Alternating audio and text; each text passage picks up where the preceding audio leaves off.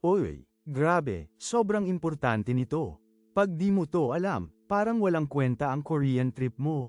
Yuwa, Yogi Jin Jayapuda, Ansang Sies Gagin, Jogyo, Hogsai Sajan Jigeo Jasigesoyo. Okay, so basically, Sajan Jigeo Jasigesoyo means could you take a picture for me?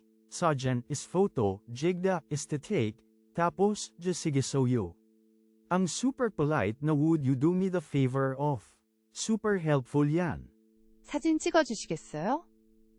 사진 찍어주시겠어요? Ulitin mo, guys. Sajan jigeo jasigesoyo. Practice lang para ma-perfect mo. Pero seryoso, tong jasigesoyo na part, napaka-importante. Sobrang polite yan, perfect sa mga strangers. Di mo pwedeng sabihin, Sajan jigeo jo. Sa di mo kilala, ang bastos nun. Practice makes perfect.